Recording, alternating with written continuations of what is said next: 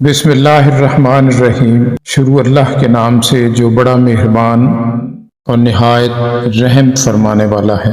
بلغ العلا بکمالہ کشف الدجی بجمالہ حسنت جمیع خصالہ صلو علیہ وآلہ۔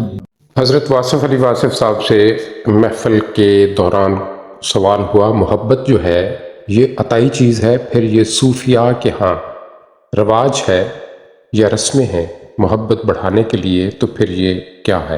کیا خوبصورت جواب دیا، سنیے۔ مدعا یہ ہے کہ یہ بھی ایک نگاہ ہے۔ ان لوگوں کے خیال کے مطابق تو محبت کے آداب اور محبت کی یہ جو مجلسیں ہوتی ہیں اس سے پتہ ہے کیا ہوتا ہے؟ وہ ازلی چنگاری جو خش و خاشاک میں دبی رہتی ہے وہ شاید سلگ جائے، وہ ازلی عطا ہے۔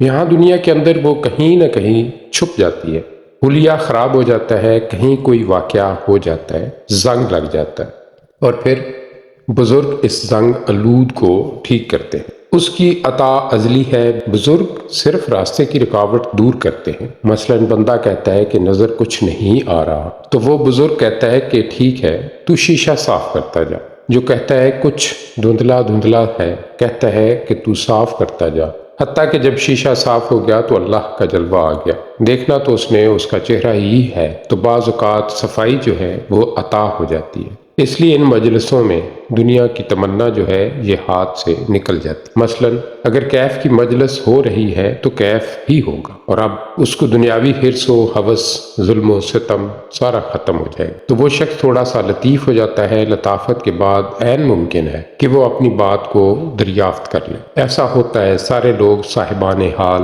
نہیں ہو جاتے، لیکن ان میں بہت ساری لطافت پیدا ہو جاتی ہے، اس لیے کچھ لوگوں کو محبت ہو جاتی، کچھ لوگوں کو محبوبوں کے ساتھ محبت ہوتی، کچھ لوگوں کو محبت کی جلوہ گاہ سے محبت ہو جاتی ہے۔ سجاتے رہتے ہیں محفل خانے کہ یہاں رونق لگے گی، یہاں عشق کے جلوے ہوں گے، یہاں یہ ہوگا، یہاں یہ ہوگا۔ یہ بھی محبت کا ایک طریقہ ہے۔ میں بتا رہا ہوں کہ جہاں پیر یا مرید ہوں، خانقاہ ہو، تو وہاں جاننے والا تو پیر ہی ہوگا یا اس کے ملنے والے ہوں گے، اور جو لنگر پکا رہا ہے وہ سب سے زیادہ اہم آدمی ہے۔ اس شخص کے شعور کی کوئی بات نہیں ہے یا عرفان کی بات نہیں ہے، لیکن وہ عارفوں کا ہیڈ ماسٹر ہے، کیونکہ وہ اگر نہ ہو تو آپ سارے لوگ عرفان بھول جاؤ، این ٹائم پر اس نے آپ کو کھانا پکا کر دے دیا کہ بسم اللہ کرو۔ میں نے کہا واصف صاحب، فقیری کیسے چھپائی جا سکتی ہے؟ فقیر تو مشہور ہو جاتا ہے، لوگوں کی ضرورتیں پوری کرتا ہے تو لوگ اسے جاننے لگتے ہیں۔